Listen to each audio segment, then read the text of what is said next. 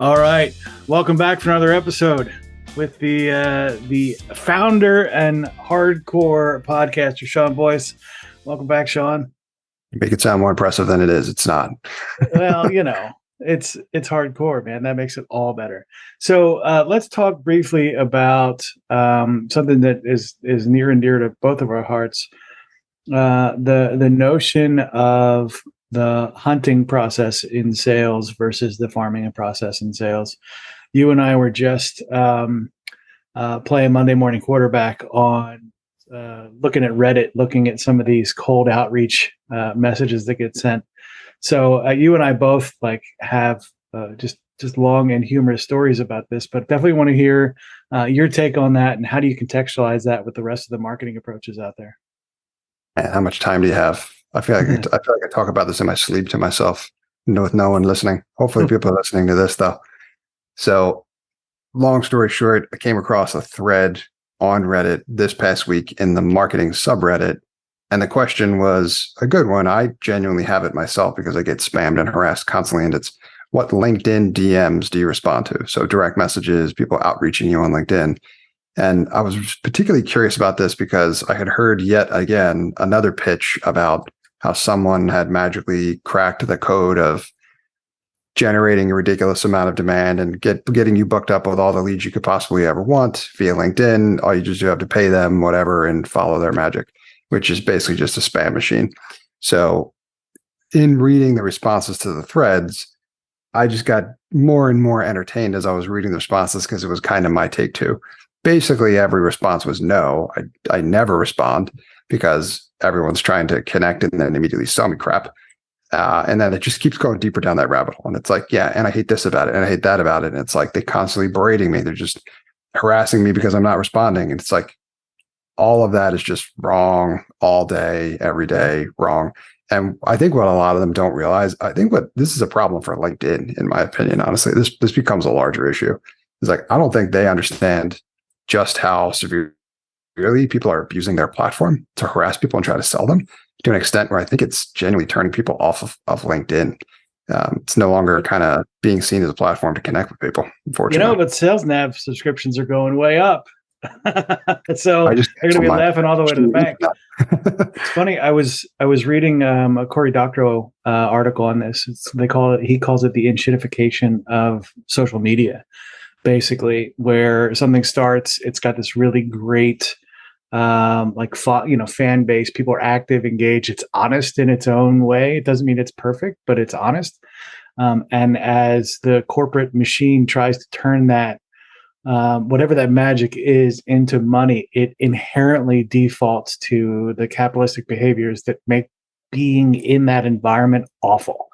You see it with Facebook, you see it with Reddit, you see it with all of these social media platforms where they're like, oh, well, we also need to take money. And they do that at the expense of the community that kind of built the environment. So I think that's something you're always going to see. And it starts when you start getting, as a man, you start getting attractive invites from attractive females that have no mutual connections.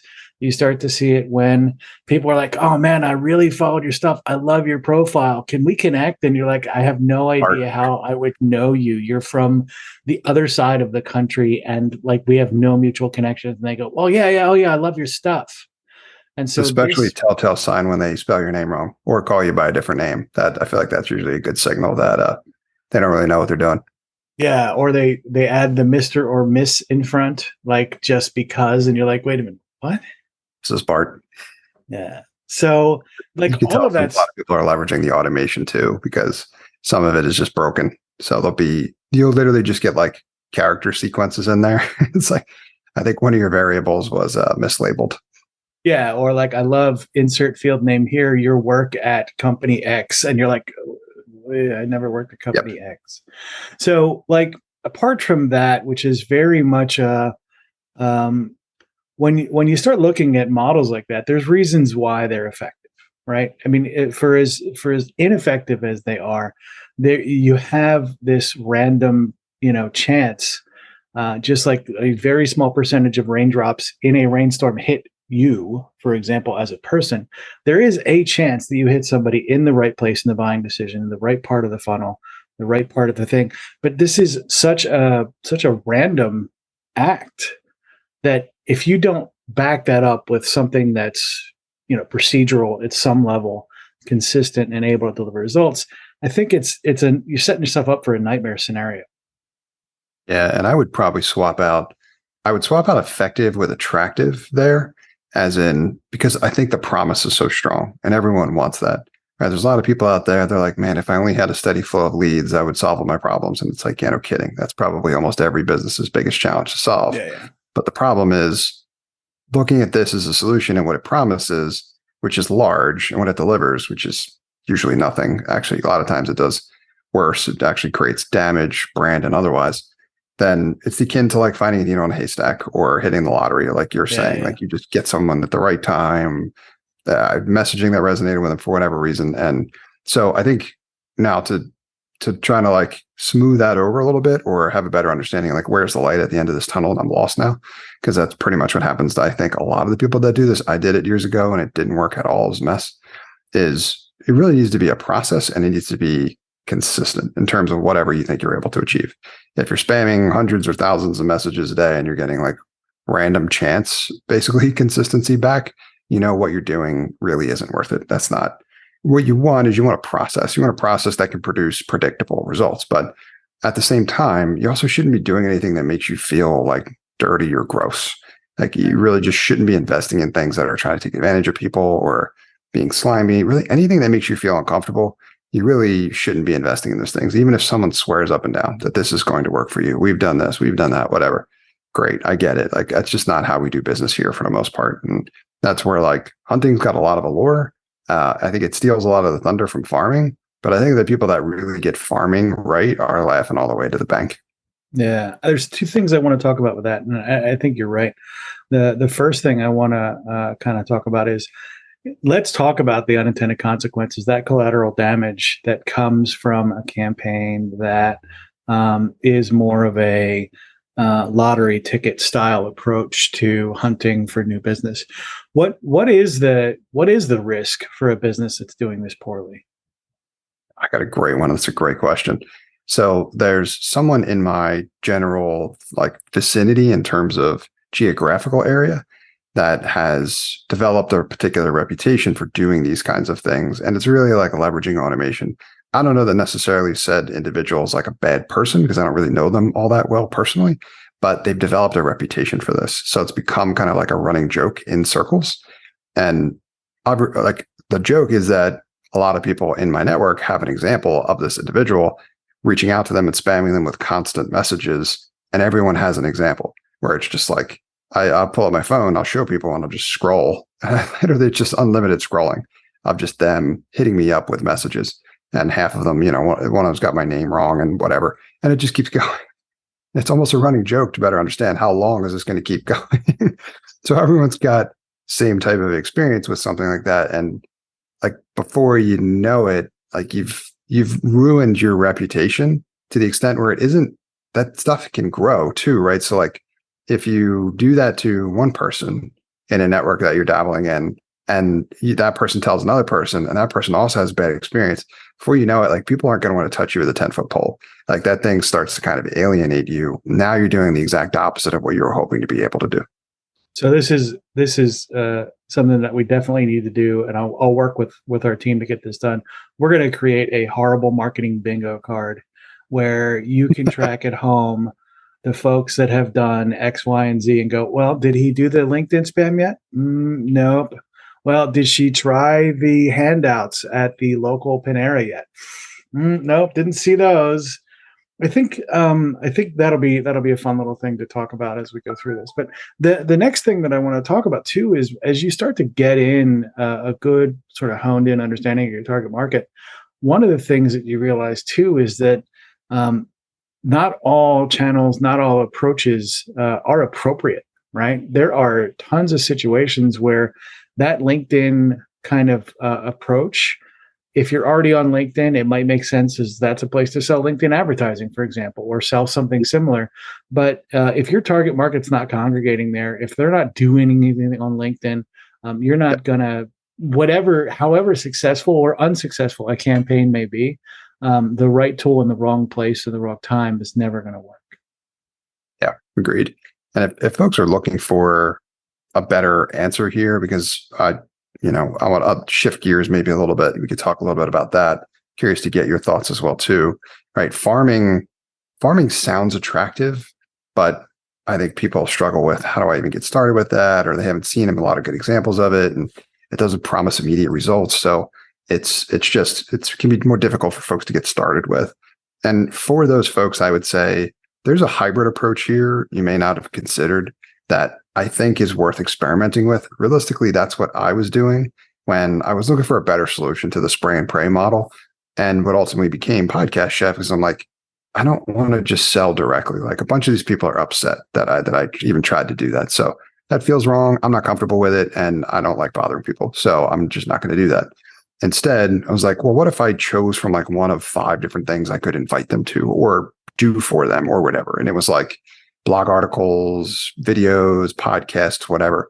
So I'm like, hey, whoever I'm reaching out to, Mr. and Mrs., would you like to do this thing with me? Or have me do this thing for you or whatever.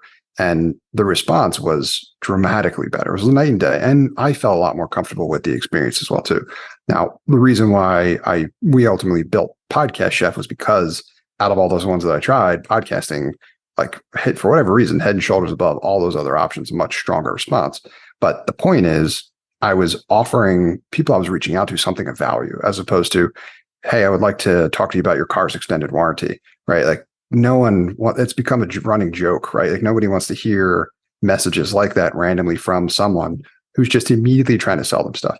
So instead of doing that, especially if you're getting inconsistent results or none at all, I would strongly encourage folks to look at more of a hybrid approach, where it's like, how can I get, like, I know you want to get to the farming life, but that's going to take a minute, right? You might need to invest in some of the stuff for months or years in order for it to get to what you want. And there's still some elements, when done appropriately, of the farming strategy or the hunting strategies that can be effective. I would encourage folks to try to come up with some form of a hybrid of that works well, given whatever it is you want to do, right? You want to do videos, you love video, do that. You love writing, do that. You love podcasting, do that. Whatever it is, like, just try to stand out from the crowd, because I can't tell you how many messages I get on LinkedIn these days. It's like 5 to 10 probably per day from people deliberately just trying to sell me specifically lead gen, whatever. And I ignore all of it. Yeah, I think that gets back to the way we kind of have a magic bullet approach socially to a lot of stuff, where it's like there is a single solution, and it is, you can buy your way out of the problem. And there is, and every marketer that hears this right now is going, yes, you're exactly right. There is no magic bullet solution to not knowing who you're selling to. There is no magic bullet solution to not knowing the value your solution offers. There is no magic bullet for this stuff. And so when you are in that trial and error phase, trying to figure out who your market is and how you're going to talk to them, and again, we talked about this in other episodes, what that voice is that they need to hear to help you, solve their problem. That is all. You can have skilled practitioners in this space, but it doesn't change the fact that you're going to need some testing to get there. You're going to need to do a little bit of getting to know your audience to figure that out. Anything else that you try magic bullet wise is never going to, or magic pill or whatever, is never going to solve the problem. Yep, agreed.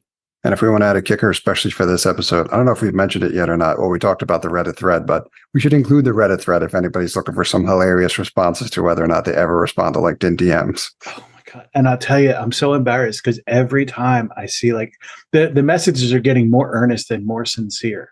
They're like, oh man, I just saw your most recent post and was moved. And I'm like, I don't know how you saw my most recent post about how everyone else is doing it wrong and you were moved, but whatever. Like, yeah. But they're getting so sincere. And every time I'm like, well, maybe this person's really looking for that genuine connection. Okay. And then 30 seconds later, wrong immediately. Do you hate the fact that you're like, oh, and I'm like, oh God, this one's going to be different. No, it ain't. Yeah. So, and a lot of the other thing I would caution people by is, like, be really careful with the automation, man. It is so easy to make that look fake. Just like, especially if you get used to seeing it all day, every day, you can immediately tell. Someone sent me a video of them burning a check for some reason with my name on it. And the name clearly was like templated. It didn't line up at all. It wasn't written in handwriting. I'm just like, I am embarrassed for you. The fact that you think that that looks like that would convince somebody that that was like a real thing. And it wasn't done in jokingly fashion. Like they were serious about it, which almost made it funnier. And I'm just like, again, it's just all like gross and just doesn't really work very well. Here's a challenge, right? Like instead of loading up a sequence with 1,000 people in it and hitting 100 messages a day for 10 days, like find 10 people and like actually do some homework on them. Like you said, if you know your target market, do some real homework on them and like find out how you connect with them in one way, shape, and form, and send like a real customized message, not an epiphany, like short and sweet, whatever you want to connect with them about, like low pressure, and that's actually personalized, and send 10, right? Use the same amount of time that you would have to spray and pray at 10 times the level and send some actual personalized messages, and then just do whatever. Find us on the web and let us know how that went. I think you're more than likely to find out that that would be way more effective. It's not necessarily more efficient. That's where you can leverage the stuff we talked about earlier in this episode, but that would be so much more effective. And as opposed to trying to like you said, magic bullet this process, which just doesn't work. Yeah, I remember this happened. I sat down and just wrote. I found an author that I had read as a child, and I just like spontaneous. I'm like, man, that book was great. And all I did was like find their email address. They teach at some university, found their email address and wrote them like, man, I just want to let you know this book was great. It was a huge part of my growing up. And they're like, there was no like, oh, well, you got to talk to my secretary to give me that feedback. Like, there was none of that, right? Oh, no, let's schedule something. It was like, okay, thank you so much for that. I really appreciate it. Writing it was a really important part of my life. Great. And like that genuine connection, which I think is the underpinning of everything that we do with this podcasting stuff, is building those genuine connections. Not everybody's going to be your best friend next week, but like helping to start those relationships, I think, is vital to making these conversations work. Be in it for the love of the game, man. Absolutely. Thanks for listening to this episode of The Consulting Trap. If you have suggestions for future episodes or would like to be a guest on our show, please send me an email at brian@podcastchef.com. That's BRIAN at podcastchef.com. Before we go, we'd like to thank the sponsor of our show, Podcast Chef. Podcast Chef helps turn ordinary podcasting into a revenue-generating lead magnet for your consulting business. Our Podcasting Done For You service takes away the headache of starting up and running your own podcast. Reach out now to take advantage of our 30-day money-back guarantee. Visit us at podcastchef.com to find out how our team of experts can help you leverage podcasting to take your business to the next level.